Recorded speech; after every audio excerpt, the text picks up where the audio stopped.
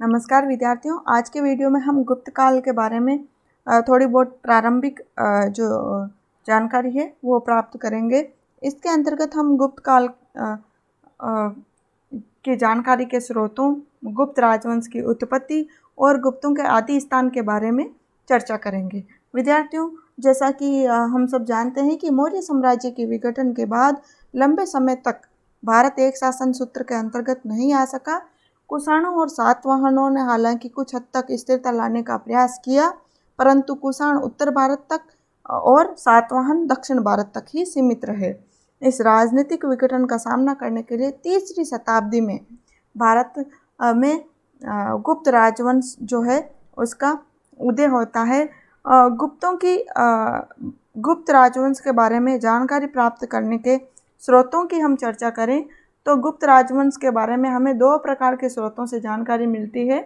पहला है साहित्यिक, दूसरा है पुरातात्विक।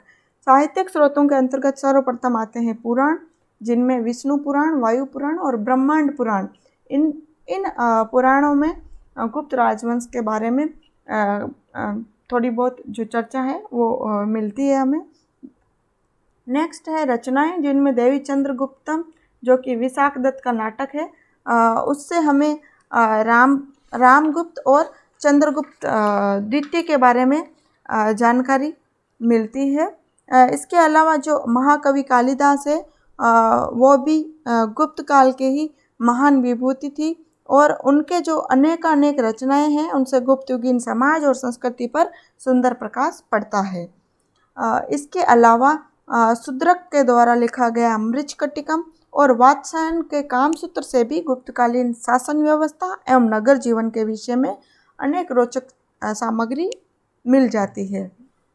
इसके अलावा मंजूश्री मूलकल्प जो कि महायान बौद्ध ग्रंथ है और हरिवंश पुराण तथा तिलोयपनर्ति जो जैन ग्रंथ है, इनसे भी गुप्त काल के विषय में जानकारियाँ मिलती है।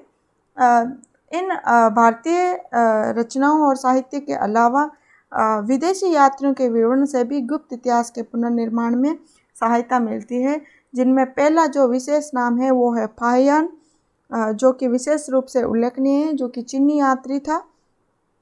फाहियान जो था वो गुप्त नरेश चंद्रगुप्त द्वितीय के शासनकाल में भारत आया था। उसने मध्य देश की जनता का वर्णन किया है।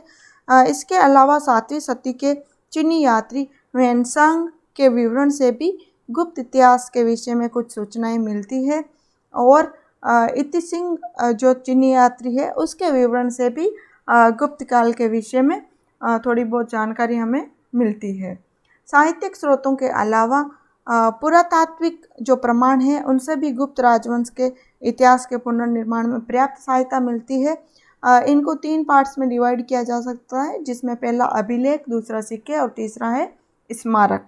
अभिलेखों में हम बात करें तो सर्वप्रथम है प्रयाग प्रशस्ति, जो कि समुद्रगुप्त के समय की प्रशस्ति है, हरिसेन के द्वारा लिखी गई, जिससे कि समुद्रगुप्त के राज्याभिषेक, उसके दिग्विजयों और उसके व्यक्तित्व पर विस्तृत रूप से प्रकाश पड़ता है। इसके अलावा उदयगिरी गुहालेख जो कि चंद्रगुप्त द्वितीय के समय का है, विल्सड अभिलेख जो कि कुमारगुप्त के समय का है, बित्री और जूनागढ़ अभिलेख स्कंदगुप्त, एरण अभिलेख भानुगुप्त और पुना ताम्रपत्र जो कि चंद्रगुप्त द्वितीय की पुत्री प्रभावती गुप्त के समय का है, प्रभावती गुप्त के द्वारा उत्कीर्ण है। तो ये जो अभिलेख है इनसे हमें गुप्त काल के बारे में बहुत सी जानकारियाँ मिलती है। इसके अलावा जो सिक्के हैं जो कि गुप्त शासकों ने बड़ी मात्रा में सिक्के जारी किए थे, जो कि सोने, चांदी और तांबे के थे। सोने के जो सिक्के होते थे गुप्तकालीन, उनको दीनार कहा जाता था, चांदी के सिक्कों को रूपक कहा जाता था और तांबे के सिक्कों को मासक कहा जाता था। गुप्तकालीन सोने के सिक्कों का जो सबसे बड़ा ढेर है वो राजस्थान के बयाना से प्राप्त हुआ है। एलन और अल्तेकर आदि विद्वानों ने गुप्तकालीन सिक्कों का विस्तृत अध्ययन किया है। अनेक सिक्कों पर तिथियां भी उत्कीर्ण मिल जाती है, जिसके आधार पर हम तत्संबंधी शासकों का तिथि निर्धारण भी कर सकते हैं। कुछ सिक्कों से कुछ विशिष्ट घटनाओं की सूचनाएं भी मिल जाती है, जैसे अश्वमेध प्रकार के सिक्के, जिससे अश्वमेध यज्ञ की सूचना, जो वीणा प्रकार के सिक्के हैं समुद्रगुप्त के, जिससे उसके वीणा बजाने में वो प्रवीण था। इस प्रकार की बहुत सी जानकारियाँ सिक्कों से हमें मिल जाती है। इसके अलावा सिक्कों से राजनीतिक और आर्थिक दशा का भी ज्ञान प्राप्त हो जाता है। जैसे कुमार गुप्त के उत्तराधिकारियों के सिक्कों से पतनोन्मुख आर्थिक दशा का आभास मिलता है, क्योंकि उनके जो सिक्के हैं, बाद के जो कुमार गुप्त के उत्तराधिकारियों के सिक्के, उनमें मिलावट की मात्रा अधिक है। इसके अलावा पुरातात्विक साक्ष्यों में मंदिर, मूर्तियां और गुहा चित्रों का भी गुप्तकालीन इतिहास निर्माण में विशेष महत्व रहा है। जो गुप्तकालीन जो मंदिर हैं उनसे तत्कालीन सम्राटों और जनता के धार्मिक विश्वास को समझने में मदद मिलती है। गुप्तकालीन प्रमुख मंदिरों की बात करें तो बुमरा का शिव मंदिर, तिगवा का विष्णु मंदिर, नचना कुठार का पार्वती मंदिर, देवगढ़ का दशावतार मंदिर, भीतरगांव का मंदिर, लाडखां के मंदिर विशेष रूप से उल्लेखनीय हैं। ये जो मंदिर है अपनी निर्माण शैली, आकार प्रकार और सुदृढ़ता के लिए प्रसिद्ध रहे हैं तथा वास्तुकला के भव्य नमूने हैं। मंदिरों के अलावा सारनाथ, मथुरा, सुल्तानगंज, करमदंडा, खोह, देवगढ़ आदि स्थानों से बुद्ध, शिव, विष्णु आदि देवताओं की मूर्तियां भी प्राप्त हुई है, जिनसे तत्कालीन तक्षण कला पर प्रकाश पड़ता है। साथ ही गुप्त नरेशों की धार्मिक सहिष्णुता भी सूचित होती है। मंदिर और मूर्तियों के साथ ही साथ बाघ और अजंता की जो गुफाएं हैं, उनके जो चित्र हैं वो चित्र भी कुछ जो चित्र हैं गुप्तकाल के ही माने जाते हैं। जो बाघ की गुफाओं के जो चित्र है विद्यार्थियों, वो लौकिक जीवन से संबंधित है, सामान्य जनजीवन से संबंधित चित्र हैं, जबकि अजंता के चित्रों का विषय धार्मिक है। इन चित्रों के माध्यम से गुप्तकालीन समाज की वेशभूषा, श्रृंगार प्रसाधन एवं धार्मिक विश्वासों को समझने में सहायता मिलती है। साथ ही इनसे गुप्त युगीन चित्रकला के पर्याप्त विकसित होने का जो प्रमाण है वो भी उपलब्ध हो जाता है। इस प्रकार साहित्य एवं पुरातत्व दोनों के माध्यम से हम गुप्तकालीन इतिहास का जो इतिहास है उसकी जानकारी प्राप्त कर सकते हैं। नेक्स्ट है विद्यार्थियों गुप्तों की उत्पत्ति। गुप्त सम्राटों ने अपने उत्कीर्ण लेखों में अपनी जाति का कहीं भी उल्लेख नहीं किया, अतः उनकी उत्पत्ति का जो इतिहास है वो आज भी प्राचीन भारतीय इतिहास में सर्वाधिक विवादित प्रश्न है। पहले जो मत है इसमें अलग अलग विद्वानों ने अलग अलग मत दिए हैं। पहला मत है शूद्र अथवा निम्न कुल। ये जो मत है ये काशी प्रसाद जायसवाल, केपी जायसवाल, इन्होंने ये मत व्यक्त किया है। इनके अनुसार जो गुप्तों की उत्पत्ति है वो शूद्रों से या निम्न कुल से हुई है। इसी कारण उन्होंने अपने अभिलेखों में अपनी जाति का उल्लेख नहीं किया है। अपने मत की पुष्टि के लिए उन्होंने कौमुदी महोत्सव नामक एक नाटक ग्रंथ का सहारा लिया है, जिसकी रचना संभवतः वजिका नामक किसी कवित्री ने की थी। ये जो नाटक है उसमें एक कथा मिलती है जिसके आधार पर केपी जायसवाल ने गुप्तों को शूद्र या निम्न कुल से संबंधित बताया है। नेक्स्ट जो है वो है वेश्यों से उत्पत्ति। ये जो मत है ये एलन अल्तेकर, रोमिला थापर और रामचरण शर्मा तथा S.K. अयंगर ने दिया है।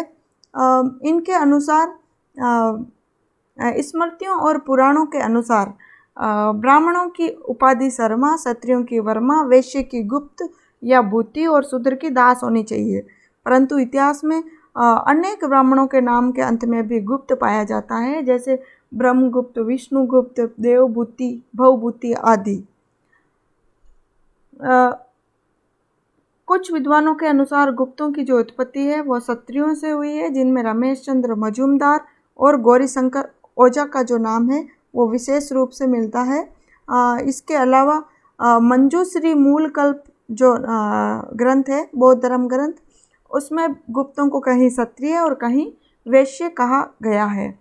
गुप्तों को क्षत्रियों से संबंधित बताने वाले जो विद्वान हैं उनका कहना है कि पंचोब जो बिहार के दरभंगा जिले में स्थित है, वहाँ से प्राप्त एक लेख में किसी गुप्त वंश का उल्लेख हुआ है। इस गुप्त वंश के लोग अपने को पांडव अर्जुन का वंशज मानते थे और शैव मत के अनुयायी थे। इस गुप्त वंश की पहचान सम्राट गुप्त वंश से की गई है तथा पांडव अर्जुन के आधार पर उन्हें क्षत्रिय माना गया है। इसके अलावा सिरपुर के लेख में चंद्रगुप्त नामक राजा को चंद्रवंशी क्षत्रिय कहा गया है। इस चंद्रगुप्त की पहचान गुप्तवंशी चंद्रगुप्त प्रथम से की जाती है और गुप्तों को भी चंद्रवंशी क्षत्रिय माना गया है।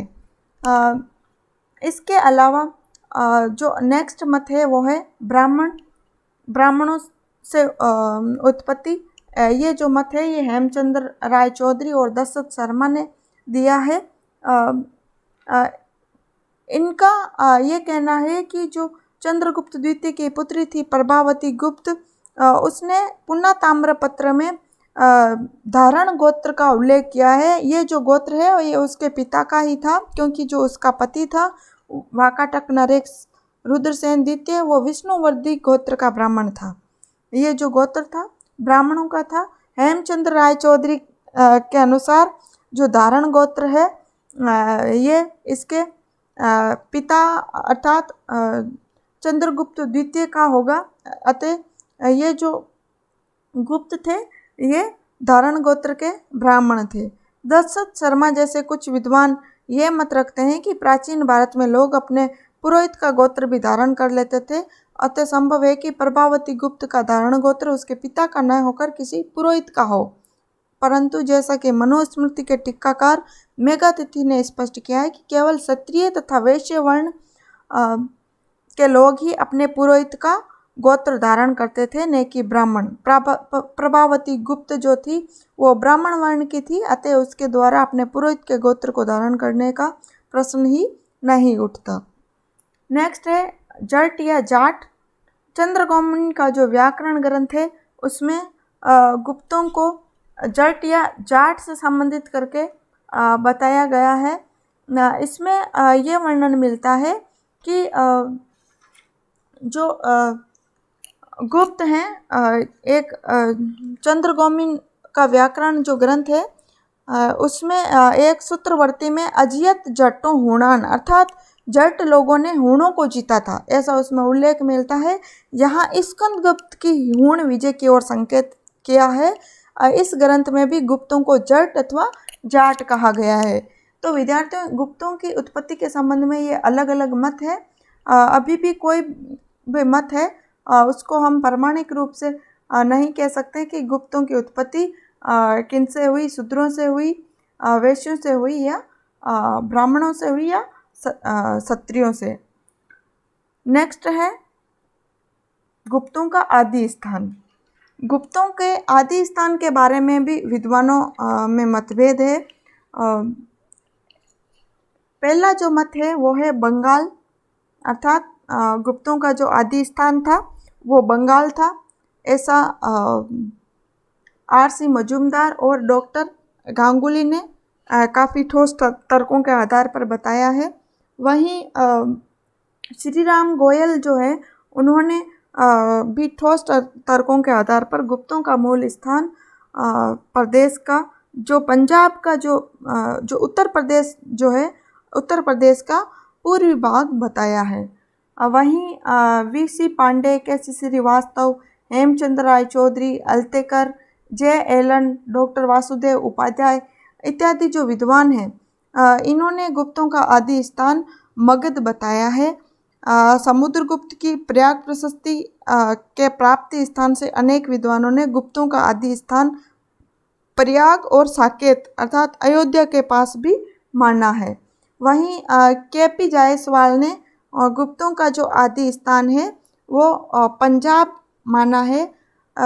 वहीं जो आधुनिक शोध हुए हैं उन शोधों के आधार पर गुप्तों का आदि स्थान पूर्वी भारत अर्थात पूर्वी उत्तर प्रदेश एवं बंगाल माना जा सकता है।